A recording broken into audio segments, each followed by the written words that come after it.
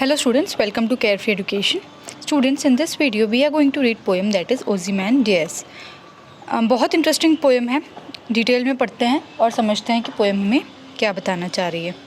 I met a traveller from an antique land. And I met मतलब speaker है, जैसे वो एक ट्रैवलर से मिला. ट्रैवलर ऐसे लोग होते हैं जो यहाँ से एक जगह से दूसरी जगह ट्रैवल करते रहते हैं, घूमते रहते हैं. From an antique land. Antique land से यहाँ मतलब है इजिप्ट में, जो एंशियंट टाइम में बहुत पुराना क्या हुआ करता था, लैंड हुआ करता था.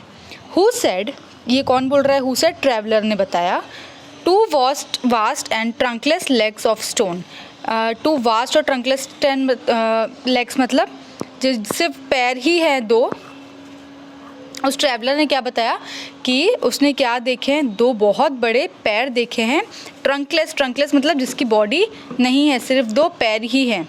लेग्स ऑफ स्टोन, और वो पत्थर के बने हुए हैं, जिनकी बॉडी नहीं है, सिर्फ दो ही पैर बने हुए हैं जो पत्थर के. Two vast and trunkless legs of stone. दो बड़े से पैर दिख रहे हैं जिनका कोई बॉडी नहीं है. ट्रंकलेस मतलब जिसकी कोई बॉडी नहीं है. उसके बाद वो किसके बने हुए हैं? स्टोन के बने हुए हैं.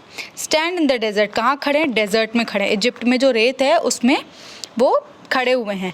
Near them on sand. उसके बाजू में जो ये लेग्स हैं, उसके बाजू में जो रेती है, उसमें रेत है जो उसमें क्या है, हाफ संक अ शैटर्ड विसेज लाइज. हाफ संक मतलब आपके इमेज में आप देखिए, ये इमेज दिख रही है, ये है ट्रंकलेस लेग्स और ये है उसके पास में पड़ी हुई एक फेस, मतलब एक फेस भी वहाँ पर रखा हुआ है. ऐसे लग रहा है कि वो मूर्ति टूट गई है. हाफ संक मतलब रेत में आधी डूबी हुई मूर्ति, ऐसे मूर्ति का टुकड़ा जिसका सिर्फ फेस दिख रहा है. विसेज लाइज हुज फ्राउन मतलब ऐसा लग रहा है किसी वो राजा का है. फ्राउन का मतलब है किसी, ऐसा लग रहा है कि किसी राजा का स्टैचू होगा जो टूट गया है. एंड रिंकल्ड लिप का मतलब है ऐसा राजा जो कुछ घमंडी होगा. तो जो स्कल्प्टर है या जिसने मूर्तिकार है, जिसने मूर्ति बनाई है, उसने ऐसा दिखाने की कोशिश की है मूर्ति में कि वो राजा क्या है, थोड़ा सा घमंडी रहा होगा. And sneer of cold command, और थोड़ा सा तेज़ घमंडी रहा होगा, जो थोड़ा सा कैसे बोल सकते हैं कि जिसमें ये ईगो रहा होगा हमेशा से कि वो सबसे बेस्ट है और उसके जैसा कोई काम नहीं कर सकता. Tell that its sculpture. देखो मैंने आपको बताया टेल, ये ऐसे लग रहा है जो मूर्तिकार, स्कल्पचर मतलब जो मूर्तिकार है वो हमें ये बताना चाह रहा है अपनी मूर्ति बनाने के तरीके से कि वो जो रिंकल्ड लिप है, लिप मतलब जो ऐसे तरीके से शेप किया गया है उसके आईब्रोज को, उसके लिप्स को, उसके फेस को, कि ऐसे दिखाया गया है कि वो कितना घमंडी और ईगो वाला राजा रहा होगा. वेल दोस पैशंस रीड. तो वो उसने जो वो मूर्तिकार है जिसने मूर्ति बनाई है, उसने ये सारा राजा को समझा है और उसी तरह से उसको प्रेजेंट किया है. Which yet survive stamped on these lifeless things. और जो उसका घमंड है, उस राजा का जो घमंड रहा होगा, जो उसका ईगो रहा होगा, वो आज तक सर्वाइव कर रहा है इस लाइफलेस मूर्ति की तरफ.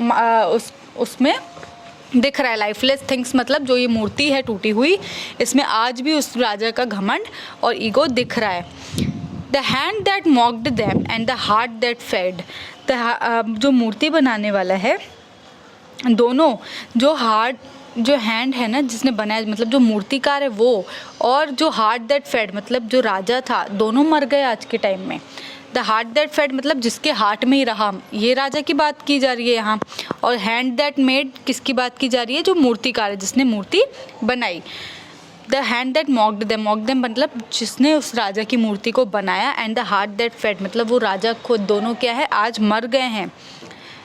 पर लेकिन क्या है, उस दोनों के दोनों मर गए, लेकिन ये मूर्ति क्या है, उसकी मजाक का ज़रिया बन गया है, जो ये दिखा रहा है कि वो कितना ईगोइस्टिक रहा होगा, कितने टाइम पुरानी बात रही होगी जब ये मूर्ति बनी होगी, और तब का आज भी हम देख पा रहे हैं इतने सालों बाद भी कि वो राजा कैसा रहा होगा, कितना ईगो रहा होगा उसमें.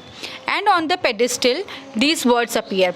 अब जो ये मूर्ति है ना, आप इसको ध्यान से देखो, तो जो ये मूर्ति का एंड है, पेडिस्टल मतलब ये जगह पैरों के नीचे, ये स्पेस में लिखा हुआ है, my name is Ozymandias, kings of kings. मेरा नाम क्या है? ओzymandias है, किंग्स ऑफ किंग, मैं राजा का राजा हूँ. लुक ऑन माई वर्क, मेरे काम को देखो. ये इतना महान काम है, ये माइटी इतना काम मेरा महान काम है, एंड डिस्पेयर और तुम दुखी हो जाओ क्योंकि तुम ये मेरे जैसा कभी कोई काम कर ही नहीं सकते। इतना महान काम जो मैं कर सकता हूँ वो कोई भी नहीं कर सकता।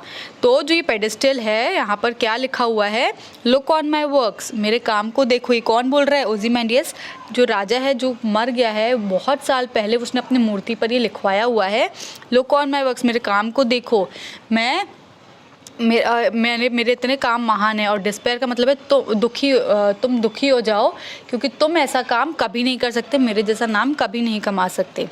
नथिंग बिसाइड रिमेन्स, लेकिन जो स्पीकर है वो बोलना चाह रहा है कि अब क्या बचा, जो राजा भी मर गया, उसके बाद अब वो किसको दिखाना चाह रहा है, पूरा हर तरफ सिर्फ रेत ही रेत है, उसकी मूर्ति टूट गई है। जो वो दिखाना चाह रहा था कि भले मैं मर जाऊँ लेकिन मेरी मूर्ति के ज़रिए सबको पता चलना चाहिए कि मैं कितना महान था, लेकिन अब तो कुछ नहीं बचा। अब तो उसकी मूर्ति भी टूट गई, रेत में कहीं पड़ी है, और पूरा का पूरा जगह भी जो उसका किंगडम था वो भी पूरा का पूरा ख़त्म हो गया है। अब तो कुछ नहीं बचा, राउंड द डीके, अब सिर्फ रेत बची हुई है।